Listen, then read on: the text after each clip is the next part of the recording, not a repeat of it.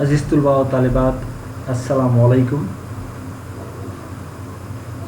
پچھلے لیکچر میں ہم نے ناول کا آغاز و ارتقاء دیکھا تھا۔ نصاب میں شامل اس کے بعد کا جو حصہ ہے وہ افسانے پر مبنی ہے، اور ہم آج افسانے کا ارتقاء اس کا مطالعہ کریں گے۔ مختصراً ہم سب سے پہلے افسانے کی تعریف دیکھیں گے، اس کے بعد پھر اس کے ارتقاء کی طرف آگے بڑھیں گے۔ ویسے تو افسانے کے لغوی معنی جھوٹی بات، قصہ، سرگزشت، کہانی، داستان وغیرہ کے۔ کہانی اور انسان کا جو رشتہ ہے وہ تو کئی جنموں سے چلا آ رہا ہے۔ جب سے انسان وجود میں آیا، کہانی نے بھی اپنا سفر وہیں سے شروع کیا۔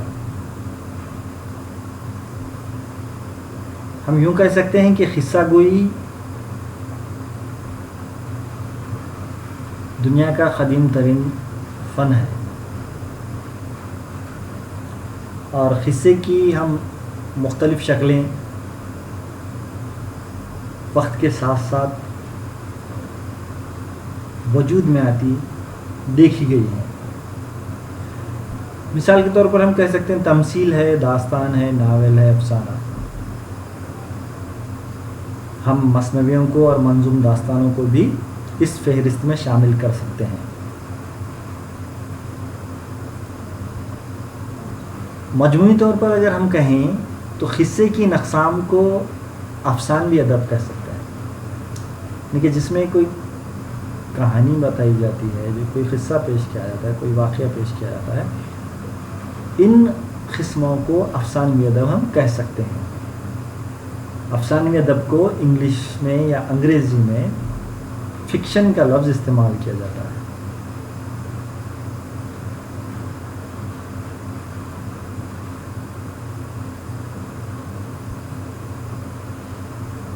فکشن انگریزی کا جو لفظ ہے، اس لفظ کے اندر کافی وسعت ہے، اور مختلف لوگوں نے یا ناقدین نے اس کی مختلف تعریفیں بیان کی ہیں۔ ہم ان تعریفوں کا مطالعہ کریں گے جس سے ہمیں افسانے کی تعریف سمجھنے میں آسانی ہو، یا افسانہ کسے کہتے ہیں اس کو ہم اچھے سے یا صحیح ڈھنگ سے سمجھ سکیں گے۔ ویسے تو اس کی تعریف اتنی آسان نہیں ہے،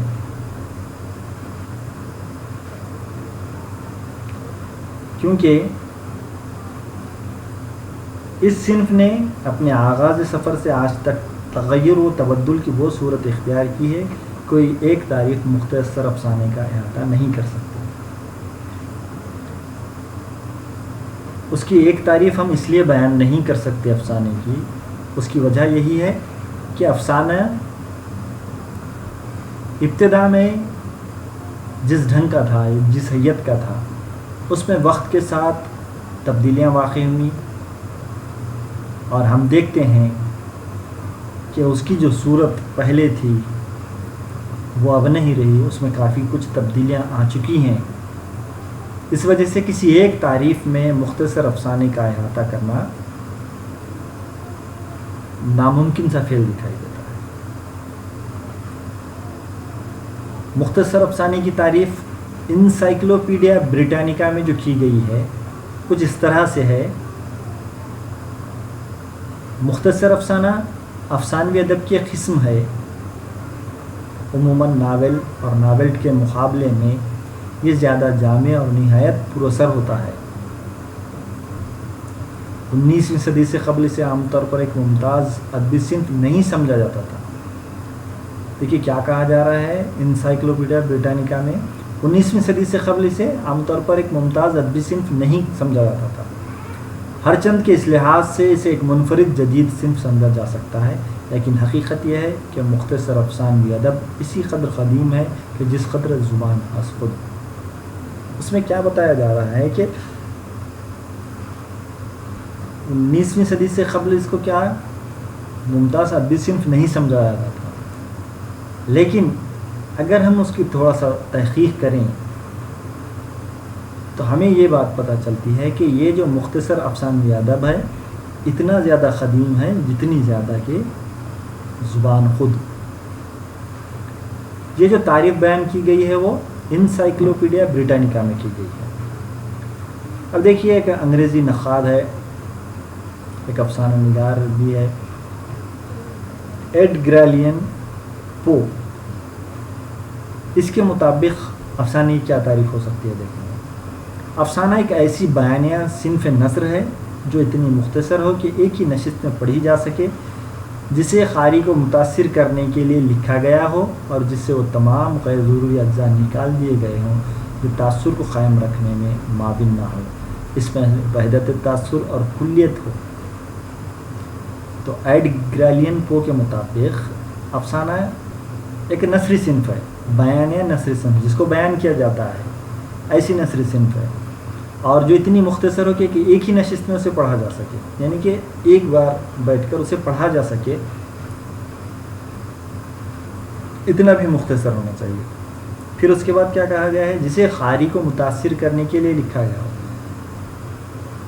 قارئین کو متاثر کرنے کے لیے ہی اسے لکھا گیا ہو، اور غیر ضروری جو تمام اجزاء ہیں اس کے انہیں نکال دیا گیا ہے، اور جو تاثر کو قائم رکھنے میں معاون نہ ہو انہیں بھی حذف کر دیا گیا ہے، نکال دیا گیا ہے. اور اس میں وحدت تاثر یعنی کہ کوئی ایک تاثر ہونا ضروری ہے اور اس میں کلیت بھی ہونی چاہیے، یعنی کہ کسی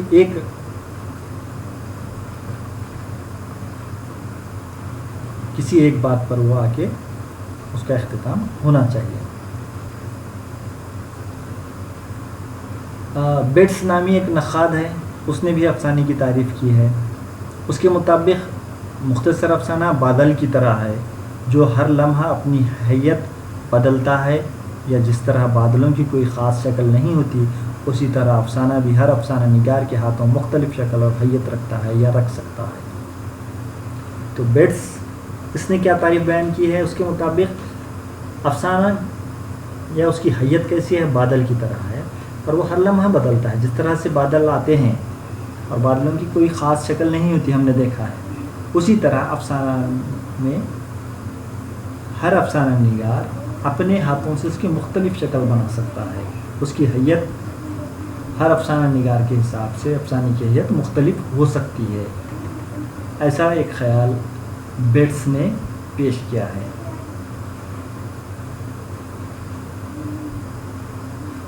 اور ایک مغربی نقاد ہے جس کا نام ہے ہاگ وال پول. تو اس نے ایک طویل تعریف بیان کی ہے افسانے کو لے کر. واقعات اور حادثات کا مجموعہ جس میں حرکت کی رفتار تیز ہو، ارتقاء غیر متوقع ہو اور قصہ ایک غیر یقینی کیفیت سے گزرتا ہوا نقطۂ عروج تک پہنچے اور ایک اطمینان بخش اختتام کا حامل ہو. دیکھیے کن کن باتوں کو اس نے افسانے کے لیے ضروری قرار دیا ہے. واقعات اور حادثات کا مجموعہ ہونا چاہیے، حرکت کی رفتار تیز ہونی چاہیے، ارتقاء غیر متوقع ہو، قصہ ایک غیر یقینی کیفیت سے گزرتا ہوا نقطۂ عروج تک پہنچے اور ایک اطمینان بخش اختتام کا حامل ہو. اختتام کیسا ہونا چاہیے؟ اطمینان بخش ہونا چاہیے. اس سے یہ بات واضح ہوتی ہے کہ آغاز، ارتقاء اور انجام پر اس نے زور دیا ہے.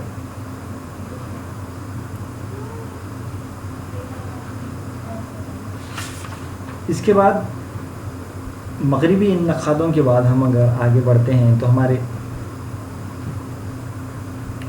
اردو ادب سے جڑے ہوئے یا اردو کے کچھ افسانہ نگاروں نے جو تعریفیں بیان کی ہیں وہ کچھ اس طرح سے ہیں. منشی پریم چند نے کہا ہے، یہاں تو اختصار ہی انتہائی کمال ہے، مختصر افسانہ درپد کی وہ تان ہے جس میں فنکار محفل شروع ہوتے ہی اپنی تمام صلاحیتیں دکھا دیتا ہے، ذرا سی دیر میں دل کو ایسے لطیف انداز سے اور اتنا مسحور کر دیتا ہے کہ جتنا رات بھر گانا سننے سے بھی نہیں ہو سکتا۔ انہوں نے مختلف وقتوں میں مختلف باتیں افسانے کو لے کر یا مختصر افسانے کو لے کر منشی پریم چند نے پیش کی ہیں، جس میں پہلے تو کیا کہا ہے انہوں نے، افسانہ دھرپد کی وہ تان ہے جس میں فنکار محفل شروع ہوتے ہی اپنی تمام صلاحیتیں دکھا دیتا ہے، پھر ساتھ ہی ذرا سی دیر میں دل کو لطیف انداز سے اتنا مسحور کر دیتا ہے کہ جتنا رات بھر گانا سننے سے بھی نہیں ہو سکتا۔ دوسری جگہ پہ وہ کہتے ہیں کہ موجودہ افسانہ تحلیل نفسی اور زندگی کے حقائق کی فطری مصوری کو ہی اپنا مقصد سمجھتا ہے، اس میں تخیلی باتیں کم اور تجربات زیادہ ہوتے ہیں، یہی نہیں بلکہ تجربات ہی تخیل سے دلچسپ ہو کر کہانی بن جاتے ہیں۔ تو یہ مختلف جو خیالات ہیں منشی پریم چند نے افسانے کو لے کر پیش کیے ہیں، اور آخر خیال ہے ان کا، افسانے میں بہت وسیع تجزیے کی گنجائش نہیں ہوتی، یہاں ہمارا مقصد مکمل انسان کی مصوری نہیں بلکہ اس کی شخصیت کا ایک رخ دکھانا ہوتا ہے، یعنی کہ پورے افسانے میں کسی شخصیت کا صرف ایک ہی پہلو یا ایک ہی رخ دکھایا جاتا ہے، ایسا ایک نظریہ منشی پریم چند نے پیش کیا ہے۔ دوسرے ہیں سعادت حسن منٹو، جنہوں نے اپنی رائے افسانے کو لے کر جو اس طرح سے کچھ پیش کی ہے، ایک تاثر خواہ وہ کسی کا ہو اپنے اوپر مسلط کر کے اس انداز سے بیان کر دینا کہ وہ سننے والے پر وہی اثر پیدا کرے، یہ افسانہ ہے۔ منٹو کے مطابق ایک تاثر ہونا چاہیے، کسی کا بھی ہو سکتا ہے، مطلب معاشرے میں کسی بھی چیز سے، کسی بھی انسان سے، کسی بھی شخصیت سے وہ متاثر ہو سکتے ہیں، اور وہ کیا کہتے ہیں، اپنے اوپر مسلط کر کے، وہ خود کے اوپر بھی مسلط کر لے افسانہ نگار، اس انداز سے بیان کر دینا کہ سننے والے پر وہی اثر پیدا کرے، سننے والا جو ہے اس پر بھی وہی اثر ہو، اس ڈھنگ سے افسانہ نگار کو افسانے میں وہ بات پیش کرنی چاہیے جس سے وہ متاثر ہوا ہے، یہی افسانہ کہلاتا ہے۔ ایسا نظریہ یا ایسا خیال سعادت حسن منٹو نے پیش کیا ہے۔ پھر وقار عظیم، جو اردو فکشن کے ابتدائی دور کے ناقد کہلاتے ہیں، انہوں نے افسانے کی تعریف کو اس طرح سے کی ہے، افسانہ کہانی میں پہلی مرتبہ وحدت کی اہمیت کا مظہر بنا، کسی ایک واقعے، ایک جذبے، ایک احساس، ایک تاثر، ایک اصلاحی مقصد، ایک رومانی کیفیت کو اس طرح کہانی میں بیان کرنا کہ وہ دوسری چیزوں سے الگ اور نمایاں ہو کر پڑھنے والے کے جذبات و احساسات پر اثر انداز ہو، افسانے کی وہ امتیازی خصوصیت ہے جس نے اسے داستان اور ناول سے الگ کیا ہے۔ تو وقار عظیم کا کہنا یہ ہے کہ ایک واقعہ ہے، ایک جذبہ ہے، ایک احساس ہے، ایک تاثر ہے، ایک اصلاحی مقصد ہے، ایک رومانی کیفیت ہے، اس طرح کی کہانی بیان کرنا کہ وہ دوسری چیزوں سے الگ اور نمایاں ہو کر پڑھنے والے کے جذبات و احساسات پر اثر انداز ہو، نہیں کہ پڑھنے والے پر ایک تاثر چھوڑے۔ افسانے کی یہی امتیازی خصوصیت ہے، اور داستان اور ناول سے علیحدہ کرنے والی بھی یہی خصوصیت ہے، ایسا خیال وقار عظیم کا ہے۔ پھر مسیح الزمان نے افسانے کے بارے میں اپنی رائے پیش کرتے ہوئے کہا ہے کہ افسانہ زندگی کی تفسیر ہے، اس میں زندگی کا ایسا نقشہ پیش کیا جاتا ہے جس پر حقیقت کا دھوکہ ہو سکے، وہ زندگی کی تعبیر بھی ہے اور تصویر بھی ہے، اور اسی کے ساتھ اس میں مصنف کا ایک نقطہ نظر بھی ہونا ضروری ہے۔ تو ڈاکٹر مسیح الزمان نے کیا کہا ہے، زندگی کا ایک نقشہ کہا ہے افسانے کو، حقیقت ہونے کا دھوکہ بھی ہو سکتا ہے، اس طرح کا ہے، اور پھر وہ زندگی کی تعبیر بھی ہے اور تصویر بھی، مصنف کا جو نقطہ نظر ہے وہ بھی ہونا ضروری ہے، ایسا ایک نظریہ ڈاکٹر مسیح الزمان نے اردو افسانے کو لے کر پیش کیا۔ اب ان مغربی اور مشرقی نقادوں یا تخلیق کاروں کے خیالات سے ہمارے سامنے جو بات سامنے آئی، اس سے ہم یہ سمجھ سکتے ہیں کہ افسانہ کوئی ایسی جامع تعریف، افسانے کی کوئی ایسی جامع تعریف کرنا بہت مشکل ہے جو قبول عام ہو، یعنی کہ کسی ایک رائے پر اکتفا کیا جا سکے، ایسی تعریف بیان نہیں کی جا سکتی۔ ہم یوں کہہ سکتے ہیں کہ افسانہ وہ جدید نثری صنف ادب ہے جس میں کسی ایک واقعے، کسی ایک کردار، کسی ایک حادثے، کسی ایک جذبے زندگی کے کسی ایک پہلو کو پیش کیا جائے۔ اس میں وحدت تاثر ہو، اعجاز اور اختصار ہو، تخیل کی آمیزش ہو اور افسانہ نگار کا ایک نقطہ نظر بھی ہو۔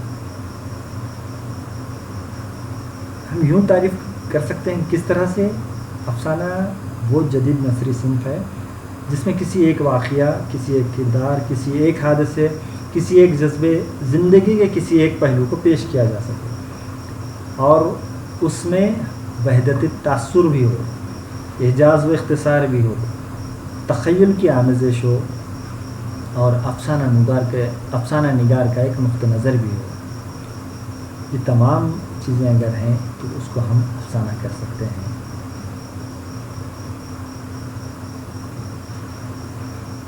اس طرح سے ان تمام تعریفوں سے ہم نے آج کے لیکچر میں یہ سمجھا کہ افسانہ کسے کہتے ہیں۔ آئندہ آنے والے لیکچر میں ہم افسانے کے آغاز و ارتقاء پر مختصر روشنی ڈالیں گے۔ شکریہ۔